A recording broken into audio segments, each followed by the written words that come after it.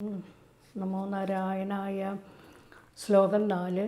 മായാസന്നിഹിതോ പ്രവിഷ്ടവപുഷാ സാക്ഷീതി ഗീതോ ഭവാൻ വേദൈസ്താം പ്രതിബിംബതോ വിവിശിവാൻ ജീവോऽപി നൈവാപരാ കാലാദിപ്രതിബോധിതാഥ ഭവതാ സഞ്ചോദിതാ ച സ്വയം മായാ സാ ഖലു ബുദ്ധിതത്വമസൃജ ദ്യോസോ മഹാനുച്യത്തെ. ശ്ലോകം 5. തത്രാസോ ത്രിഗുണാത്മകോऽപി ച മഹാൻ സത്വപ്രധാനസ്വയം ജീവേസ്മിൻ ഖലു നിർവികൽപമഹമേത്യുദ്ധബോധനിഷ്പാദക ചക്രേസ്മിൻ സവികൽപബോധകമഹം തത്വം മഹാൻ ഖല്ലസോ സമ്പുഷ്ടം ത്രിഗുണേ തമോദിബഹുലം വിഷ്ണോ ഭവത്പ്രേരണാ. ശ്ലോകം 6. സോഹഞ്ച ത്രിഗുണക്രമാൽ ത്രിവിധദാ മാസാദ്യ വൈകാരികോ ഭൂയസ്തേജസ താമസാ വിധിഭവ ആദ്യേന സത്വാത്മനാ ദേവാനിന്ദ്രിയമാനിനോ കൃതദിശാ ആദർക്കപാശ്യാശ്വനോ വന്യേന്ദ്രാച്യുതമിത്രഗാൻ വിദുവിധി ശ്രീരുദ്രശാരീരികാൻ. ശ്ലോകം 7. ഭൂമന്മാനസബുദ്ധ്യഹംകൃതിമിള ചിത്താഖ്യവൃത്യന്വിതം തച്ഛാന്തഃകരണം വിഭോ തവ ബലാത് സത്വാംശ ഏവാസൃജ ജാതൈസ്തേജസദോദശേന്ദ്രിയഗണ തത്താമസാംശാത് പുനഃ തന്മാത്രന്നഭസോ മരുത്പുരവധേ ശബ്ദോ ജനീത്വദ്ബലാത്.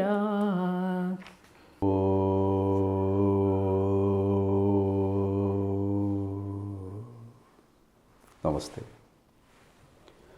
ശ്രീമന്നാരായണീയത്തിലെ 5-ാമത്തെ ദശകത്തിലെ 3 ശ്ലോകങ്ങളെപ്പറ്റി വിശദീകരിച്ചു കഴിഞ്ഞു.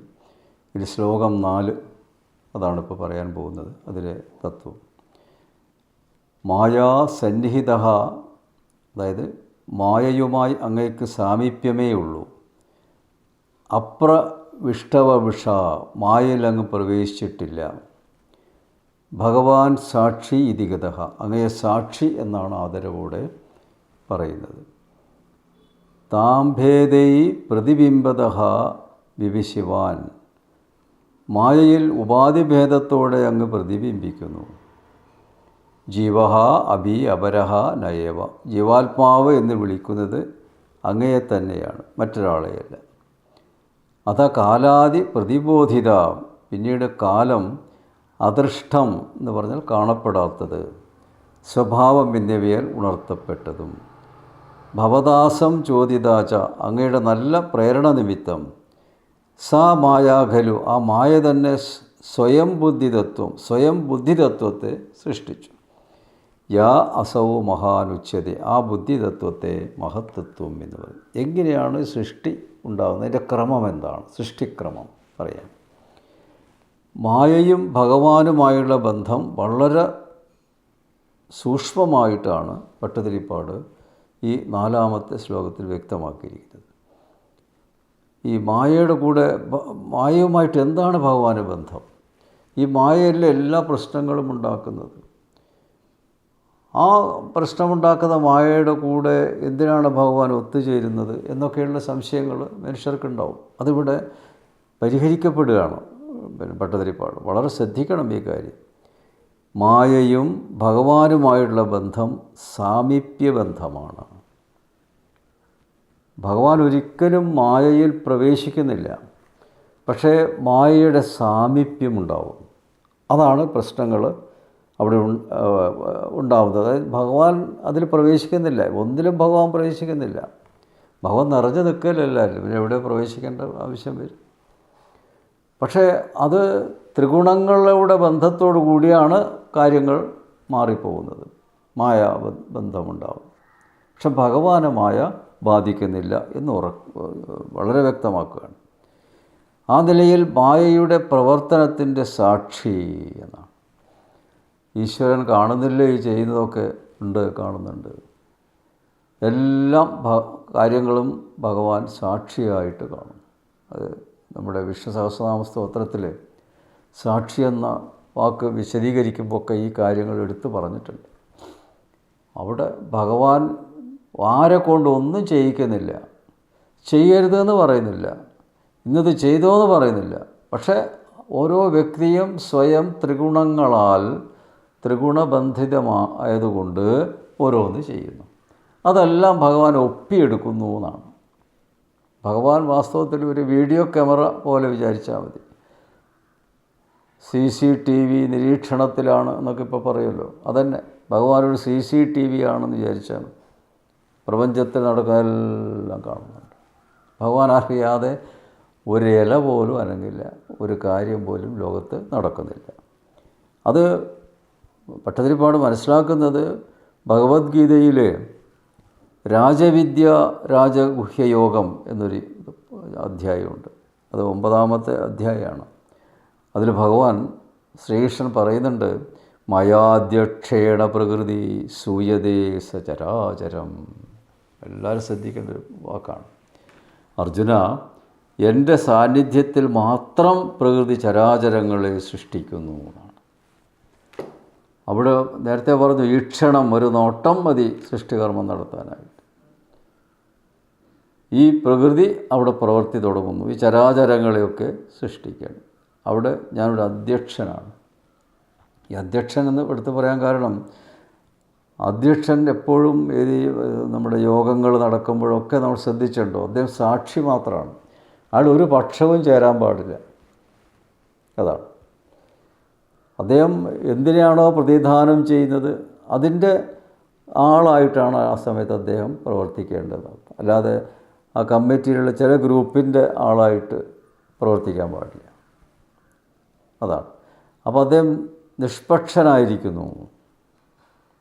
അതാണ് അധ്യക്ഷൻ എന്ന് പറയുന്നത്. അധ്യക്ഷൻ അങ്ങനെ വലിയൊരു ഉത്തരവാദിത്തമുണ്ട്. ആരായാലും അധ്യക്ഷ പദവിയിൽ ഇരുന്നാൽ പിന്നെ അദ്ദേഹം കാര്യങ്ങൾ നിഷ്പക്ഷമായിട്ട് കാണണം, വിലയിരുത്തണം, നിഷ്പക്ഷമായ തീരുമാനമെടുക്കണം എന്ന വലിയൊരു തത്വം ഈ ഭഗവാന്റെ ഗീതാവാക്യത്തിൽ അടങ്ങിയിട്ട്. ഇതൊക്കെ നമ്മുടെ ഇന്ന് നടക്കുന്ന ഭൗതിക ലോകത്തിൽ നടക്കുന്ന യോഗങ്ങളും അതുപോലെ തന്നെ മറ്റെല്ലാ കാര്യങ്ങളും നടക്കുമ്പോൾ ഇതൊക്കെ ഓർക്കേണ്ട ഒരു വിഷയമാണ്.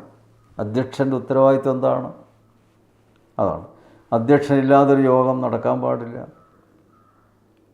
അധ്യക്ഷൻ ഒരു കാര്യം തുടങ്ങുമ്പോൾ അതിൻ്റെ തുടക്കമിടണം. അത് കഴിഞ്ഞ് അവസാന യോഗം കഴിഞ്ഞ് ആ യോഗം പിരിച്ചുവിടണം. അതിന് ഉപസംഹാരം എന്ന് പറയും. ഇതൊക്കെ വളരെ പ്രധാനപ്പെട്ട കാര്യമാണ്. അങ്ങനെ ഭഗവാൻ അത് പറഞ്ഞതിന് ശേഷം ഇവിടെ ഒരു ജീവാത്മാവ് എന്ന് പറയുന്നുണ്ടല്ലോ, അതെന്താണ് എന്നൊരു സംശയം കൂടി തീർക്കുകയാണ് ഭട്ടതിരിപ്പാട്. ഭഗവാന്റെ രൂപം മായ ഒരു കണ്ണാടിയായി സങ്കല്പിക്കുന്നു എന്ന് വിചാരിക്കുക. അപ്പോൾ നമ്മുടെ രൂപം അതിൽ പ്രതിബിംബിക്കുന്നു. പക്ഷേ ആ പ്രതിബിംബിക്കുന്ന രൂപം വാസ്തവത്തിൽ യഥാർത്ഥത്തിലുള്ള രൂപമല്ല, ഒരു വ്യക്തി അല്ല, വ്യക്തിപ്പുറം നിൽക്കുന്നേ ഉള്ളൂ. പക്ഷേ ആ രൂപം ഇതിൽ പ്രതിബിംബിക്കുന്നു എന്ന് മാത്രമേ ഉള്ളൂ. അതുപോലെയാണ് ജീവാത്മാവ്. ഈ ലോകത്ത് സകല ചരാചരങ്ങളിലും നിറഞ്ഞു നിൽക്കുന്ന പരമാത്മാവ് ഓരോ വ്യക്തികളിലും പ്രതിബിംബിക്കുന്നു എന്നാണ് അതിന് ജീവാത്മാവ് എന്നാണ് പറയുന്നത്. പ്രകൃതിജന്യമായ കാലം, പ്രകൃതിയിൽ നിന്നാണ് കാലമുണ്ടാവുന്നത്, കാലഗുണം എന്ന് പറയും.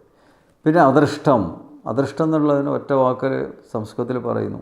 എന്താണ്? സുകൃത ദുഷ്കൃതങ്ങളെയാണ് അദൃഷ്ടം എന്ന് പറയുന്നത്. നമ്മൾ ചെയ്യുന്ന നല്ല കർമ്മവും ചീത്തകർമ്മവുമൊക്കെ അദൃഷ്ടം, സുകൃത ദുഷ്കൃതങ്ങൾ എന്ന അർത്ഥത്തിൽ പറയുകയാണ്. സ്വഭാവം അത് അവർ വരുന്നു. അങ്ങനെ ഇതെല്ലാം കൂടി കലർന്നിട്ടാണ് മായ സ്വയം ബുദ്ധിതത്വത്തെ സൃഷ്ടിച്ചു. ഇതൊക്കെ സങ്കല്പങ്ങളാണ്, പക്ഷെ നമുക്ക് യാഥാർത്ഥ്യമായിട്ട് തോന്നുകയാണ്. ഒരു ഇലക്ട്രിസിറ്റിയുടെ പ്രവർത്തനവും എല്ലാം നമ്മൾ നോക്കിയാൽ അത് അതിൻ്റേതായ ഇതിലൂടെ സംഭവങ്ങൾ നടന്നു പോകും. അതിലൊന്നും നമുക്ക് എന്തെങ്കിലും അതിൻ്റെ ഇലക്ട്രിസിറ്റിയുടെ തത്വത്തെ നമുക്ക് മാറ്റാൻ പറ്റില്ല. അതിനെ നമ്മുടെ ആവശ്യത്തിന് ഉപയോഗിക്കാമെന്ന് മാത്രം, അല്ല അതിൻ്റെ തത്വത്തെ മാറ്റാൻ പറ്റില്ല.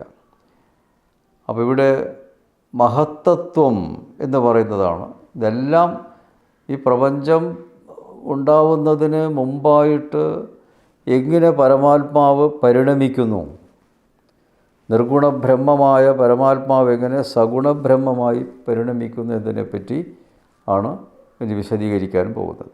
അതിൻ്റെ തുടക്കം മഹത്തത്വമായിട്ടാണ് അത് പരിണമിക്കുന്നത്. അതതിൻ്റെ ഓർഡർ അങ്ങനെയാണ്, മഹത്തത്വമായിട്ട്. തത്ര അസൗ മഹാഞ്ച ത്രിഗുണാത്മക അഭി സത്വപ്രധാന. ഈ മഹത്തത്വം ത്രിഗുണങ്ങൾ ചെന്നതാണെങ്കിലും സത്വഗുണപ്രധാനമായി അസ്മിൻ ജീവേ സ്വയം നിർവികൽപ്പം മഹം ഇതി ഉദ്ബോധന നിഷ്പാദക ഖലു. ഈ ജീവനിൽ വികൽപ്പമില്ലാത്ത ഞാൻ എന്ന ജ്ഞാനത്തെ സ്വയമേവ നൽകുന്നതാകുന്നു. ഞാൻ എന്നുള്ള വാക്ക് എങ്ങനെ വരുന്നു? ആ നമ്മുടെ ഉള്ളിലുള്ള ആ ജീവാത്മാവിനെയാണ് നമ്മൾ ഞാൻ എന്നതുകൊണ്ട് ഉദ്ദേശിക്കേണ്ടത്. അതിന് മഹത്തത്വം എന്നും പറയാം, ആ ജീവാത്മാവിന് മഹത്തത്വം എന്ന് പറയാം. അസൗ മഹാൻ ഖലു വിഷ്ണു ഭവേത് പ്രേരണാത്. മഹാവിഷ്ണു ഈ മഹത്തത്വം തന്നെ അങ്ങയുടെ പ്രേരണയാൽ അസ്മിൻ ജീവനിൽ ത്രിഗുണൈ സമ്പുഷ്ടം തമോതി ബഹുലം. ത്രിഗുണങ്ങൾ നന്നായി തികഞ്ഞതും തമോ ഗുണപ്രധാനമായതും സവികൽപ്പബോധകം മഹം തത്വം ചക്രേ. വികൽപ്പത്തിൻ്റെ ബോധമുളവാക്കുന്നതും അഹങ്കാരം എന്ന തത്വത്തെ സൃഷ്ടിച്ചു. അങ്ങനെ ഓരോന്നെങ്ങനെയാണ് പരിവർത്തനം ചെയ്യപ്പെടുന്നതെന്ന് പറയുകയാണ്. ഇവിടെ പ്രധാനമായിട്ട് മഹത്തത്വം എന്ന് പറയുന്നത് അതാണല്ലോ ആദ്യം നിർഗുണ ബ്രഹ്മത്തിൽ നിന്ന് പരിവർത്തനം ചെയ്യപ്പെട്ട ആ ഒരു തുടക്കം മഹത്തത്വം എന്ന് പറഞ്ഞു. അതിനെൻ്റെ പ്രത്യേകത എന്താ വെച്ചാൽ സത്വഗുണം, രജോ ഗുണം, തമോ ഗുണം എന്നീ 3 ഗുണങ്ങൾ ചേർന്നതാണെങ്കിലും മഹത്തത്വത്തിൽ അത് ഈ 3 ഗുണങ്ങൾ ചേർന്നാണെങ്കിലും വർദ്ധിച്ച തോതിലുള്ള സത്വഗുണത്താൽ ജീവനിൽ വികൽപ്പമില്ലാത്ത ഞാൻ എന്ന ജ്ഞാനത്തെ കൊടുക്കുന്നതാകുന്നു. സത്വഗുണത്തിൻ്റെ ആധിക്യം, ഈ 3 ഗുണങ്ങളിലും സത്വഗുണത്തിനാണ് പ്രാധാന്യം നൽകുന്നത്. അതാണ് ഏറ്റവും പ്രധാനമായിട്ട് നമ്മൾ ചിന്തിക്കേണ്ടത്. അത് ജീവനിൽ വികൽപ്പം യാതൊരു സംശയമില്ലാത്ത രൂപത്തിൽ ഞാൻ എന്ന ജ്ഞാനത്തെ നൽകുന്നു. അത് സ്വയം അങ്ങോട്ട് ഞാൻ എന്ന് പറയുകയാണ്. കുട്ടിക്കാലം മുതൽക്ക് തന്നെ ആ ഒരു ബോധം ഉണ്ടാവുന്നു. ഈ മഹത്തത്വം തന്നെയാണ് ത്രിഗുണങ്ങളിൽ നിന്ന് തമോ ഗുണപ്രധാനവും വികൽപ്പബോധമുളവാക്കുന്നതുമായ അഹങ്കാരം എന്ന തത്വത്തെ സൃഷ്ടിച്ചത്. പിന്നെ അത് അഹങ്കാരം എങ്ങനെ ഉണ്ടായി എന്നാണ്. ഈ 3 ഗുണങ്ങളിൽ നിന്നാണ്, അതിൽ തമോ ഗുണമുണ്ടല്ലോ, അത് ആണ് ഈ അഹങ്കാരത്തിന് പ്രാധാന്യം കൊടുത്തുകൊണ്ടുള്ള ഒരു പരിവർത്തനം ഉണ്ടാക്കുന്നത്. അപ്പോൾ അവിടെ അഹങ്കാരം എന്ന തത്വം എങ്ങനെയുണ്ടായി എന്ന് പറയുന്നു. ഈ കാര്യങ്ങളിലൂടെ അഹങ്കാരം എന്ന് പറയുന്നത് എത്ര തരമുണ്ട്, അഹങ്കാരി എന്നൊക്കെ നമ്മൾ പറയുമ്പോൾ എങ്ങനെ ഇത് വന്നു? അത് സത്വ രജോ തമോ ഗുണം ഇതിൽ നിന്ന് ഉരുത്തിരിഞ്ഞ് വന്നതാണ് അഹങ്കാരം എന്നത്. അഹം ഞാൻ എന്നാണ്. അഹങ്കാരം എന്ന് പറഞ്ഞാൽ ഞാനെന്ന ബോധം, അതാണ്. അത് അടുത്ത ശ്ലോകത്തിൽ അത് വിശദീകരിക്കുന്നുണ്ട്. സഹ അഹം ച, അഹങ്കാരമാകട്ടെ ത്രിഗുണക്രമാ ത്രിവിധതാം ആസാദ്യ, ത്രിഗുണങ്ങളുടെ ക്രമമനുസരിച്ച് 3 അവസ്ഥകളെ പ്രാപിച്ച് വൈകാരിക ഭൂയ തൈജസ താമസൗ ഇതി ച ഭവാൻ. വൈകാരികവും അത് സാത്വികം, തൈജസവും പിന്നെ രാജസം, അതുപോലെ താമസവും എന്ന പേരോട് കൂടിയതായി തീർന്നു. ആദ്യേന സത്വാത്മന ദിശാവതാർക്ക പശുഷ്യന. ആദ്യത്തെ സത്വഗുണം കൊണ്ടാണ്, ആദ്യം സത്വഗുണപ്രധാനമായ അഹങ്കാരത്തിൽ നിന്നാണ് ദിക്ക്, വായു, സൂര്യൻ, വരുണൻ, അശ്വിനി ദേവകൾ ഉണ്ടായത്. വന്യീന്ദ്രാച്യുതാമിത്രകാൻ, അഗ്നി, ഇന്ദ്രൻ, ഉപേന്ദ്രൻ, മിത്രൻ, പ്രജാപതി എന്നിവരെയും വിനൂപിതി ശ്രീ രുദ്രശാരീരികാൻ, ചന്ദ്രൻ, ബ്രഹ്മാവ്, രുദ്രൻ, ക്ഷേത്ര എന്നിവരെയും ഇന്ദ്രിയ മാനിനാ ദേവാനാകൃതി, ഇന്ദ്രിയ അധിഷ്ഠാതാക്കളെയും ദേവന്മാർ സൃഷ്ടിച്ചു എന്നാണ് പറയുന്നത്. ഈ അഹങ്കാരത്തെ ത്രിഗുണക്രമമനുസരിച്ച് സാത്വികാഹങ്കാരം, രാജസാഹങ്കാരം, താമസാഹങ്കാരം എങ്ങനെയാണ്? അപ്പോൾ അഹങ്കാരം മൂന്നായി തരംതിരിച്ചിട്ടുണ്ട്. സാത്വികമായ അഹങ്കാരം, രാജസമായ അഹങ്കാരം, താമസമായ അഹങ്കാരം. അതിൽ സാത്വികമായ അഹങ്കാരത്തിൽ നിന്നാണ് ഈ ഇപ്പോൾ പറയാൻ പോകുന്ന ദേവന്മാരെ സൃഷ്ടിച്ചതെന്ന് പറയും. അപ്പോൾ സൃഷ്ടിക്ക് കാരണമായി അഹങ്കാരം നിലനിൽക്കുന്നു. അഹങ്കാരം 3 വിധത്തിലുണ്ട്. അതിൽ സാത്വിക അഹങ്കാരത്തിൽ നിന്ന് എന്തൊക്കെയുണ്ടായത്? പഞ്ചജ്ഞാനേന്ദ്രിയങ്ങൾ, നമ്മുടെ 5 ജ്ഞാനേന്ദ്രിയങ്ങൾ. ഏതൊക്കെ? ചെവി, ത്വക്ക്, കണ്ണ്, മൂക്ക്, നാവ്. അത് സാത്വിക അഹങ്കാരത്തിൽ നിന്നാണ്, പഞ്ചജ്ഞാനേന്ദ്രിയങ്ങൾ. പിന്നെ ഇവയ്ക്കൊക്കെ ഓരോ ദേവതകൾ ഉണ്ടായി. ചെവിയുടെ ദേവത ദിക്ക് ആണ്. ത്വക്കിൻ്റെ ദേവത വായുവാണ്. കണ്ണിൻ്റെ ദേവത സൂര്യനാണ്. നാവ് വരുണനാണ്. മൂക്ക് അശ്വിനി ദേവതകളാണ്. അപ്പോൾ നമ്മുടെ ഈ പഞ്ചജ്ഞാനേന്ദ്രിയങ്ങൾക്കൊക്കെ ഓരോ ദേവതയുണ്ട്. അതൊക്കെ നമ്മൾ ആദ്യം പഠിക്കണം. ഈ ജ്യോതിഷം പഠിക്കുമ്പോഴൊക്കെ നിർബന്ധമാണ് ഇത്തരം കാര്യങ്ങൾ പഠിക്കുക. അപ്പോൾ എന്തെങ്കിലും രോഗം എവിടെയാണ് ഉള്ളത് എന്നറിയണമെന്നുണ്ടെങ്കിൽ അവിടെ ഈ ദേവതകളുടെ ഇതും കൂടി കണക്കാക്കിയിട്ടാണ് ഈ ജ്യോതിഷത്തിൽ അതിനെപ്പറ്റി പറയുന്നത്. ഇപ്പോൾ കണ്ണിനെ പറ്റി ഇങ്ങനെ ചിന്തിക്കുമ്പോൾ സൂര്യനാണ് കണ്ണിൻ്റെ ദേവത. അപ്പോൾ കണ്ണിന് എന്ത് രോഗം വന്നാലും സൂര്യദേവനോടാണ് നമ്മൾ പ്രാർത്ഥിക്കേണ്ടത്. ത്വക്ക് രോഗങ്ങൾ വന്നാലോ വായുദേവനോടാണ്. അതുപോലെ നാവ് വരുണദേവനോടാണ്. മൂക്ക് അശ്വിനി. അങ്ങനെ ഓരോന്നും. പിന്നെ പഞ്ചകർമ്മേന്ദ്രിയങ്ങൾ, ജ്ഞാനേന്ദ്രിയങ്ങൾ കഴിഞ്ഞു. പിന്നെ 5 കർമ്മേന്ദ്രിയങ്ങൾ. ആ കർമ്മേന്ദ്രിയം ഏതൊക്കെയാണ്? വാക്ക്, കൈ, പാദം, ഗുദം, ലിംഗം. ഇതാണ് 5 കർമ്മേന്ദ്രിയം. ഈ 5 കർമ്മേന്ദ്രിയം കൊണ്ടാണ് നമ്മൾ പ്രവർത്തിക്കുന്നത്. ഇത് ശബ്ദം, വാക്ക് സംസാരിച്ചിട്ട്, പിന്നെ കൈ, കാല്, പിന്നെ നമ്മൾ വിസർജനം നടത്തുന്ന ഇന്ദ്രിയങ്ങൾ, ഗുദം, ലിംഗം. അത് പഞ്ചകർമ്മേന്ദ്രിയങ്ങൾ. പിന്നെ അതിൻ്റെ ദേവതകൾ ഏതാണ്? പഞ്ചകർമ്മേന്ദ്രിയങ്ങൾക്ക് ഓരോ ദേവതയുണ്ട്. അതേതൊക്കെയാണ്? വാക്കിന് ദേവത അഗ്നിയാണ്. കൈക്ക് ദേവൻ ഇന്ദ്രനാണ്. പാദത്തിന് ഉപേന്ദ്രനാണ്. ഗുദത്തിന് മിത്രനാണ്. ഉപസ്ഥം, അത് ലിംഗത്തിന് പ്രജാപതിയാണ്. ഇതൊക്കെ ബൈഹാർട്ട് പഠിച്ച് നമ്മൾ മനസ്സിലാക്കണം. എങ്കിലേ അതിൻ്റെ ഓരോ വൈഷമ്യങ്ങൾ വരുമ്പോൾ നമുക്ക് പറയാൻ പറ്റുള്ളൂ.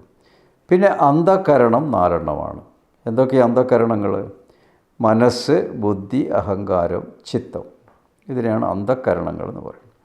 അതിനും ദേവതകളുണ്ട്. മനസ്സിൻ്റെ ദേവത ആരാ? ചന്ദ്രനാണ്. ബുദ്ധിയുടെ ദേവത ആരാണ്? ബ്രഹ്മാവാണ്. അഹങ്കാരത്തിൻ്റെ ദേവത ആരാണ്? ശിവനാണ്. ചിത്തത്തിൻ്റെ ദേവത വിഷ്ണുവാണ്, ക്ഷേത്രജ്ഞനാണ്. ഇങ്ങനെ ദേവത. ഇതൊക്കെ നാരായണീയ പാഠം നടത്തുന്നവർ ബൈഹാർട്ട് പഠിച്ച് എഴുതി പഠിക്കണം. ഇതൊക്കെ വളരെ. അപ്പോൾ അവർക്ക് അവരുടേതായ ശരീരത്തിൻ്റെ വ്യത്യാസങ്ങൾ എങ്ങനെ ഉണ്ടാവുന്നു എന്നതിനെ പറ്റിയൊക്കെ പഠിക്കാൻ പറ്റും. പിന്നെ ശ്ലോകം 7. ഭൂമൽ വിഭോ തവ ബലാത്, സർവവ്യാപിയായ പ്രഭോ അങ്ങയുടെ ശക്തിയാൽ സത്വാംശമേവ, സാത്വികാഹങ്കാരം തന്നെയാണ്, മാനസബുദ്ധ്യഹങ്കകൃതമിളച്ചതാഖ്യാവർത്യന്യുതം തത് അന്ധകരണം ച അസൃജത്. മനസ്സ്, ബുദ്ധി, അഹങ്കാരം, ചിത്തം എന്ന വൃത്തിയോടുകൂടിയ അന്ധകരണത്തെയും സൃഷ്ടിച്ചു. തൈജസതഃ ദശേന്ദ്രിയഗണഃ ജാതഃ തൈജസ. രാജസാഹങ്കാരത്തിൽ നിന്ന് ദശേന്ദ്രിയങ്ങളായ പഞ്ചജ്ഞാനേന്ദ്രിയങ്ങളെയും പഞ്ചകർമ്മേന്ദ്രിയങ്ങളെയും അടങ്ങിയ സമൂഹമുണ്ടായി.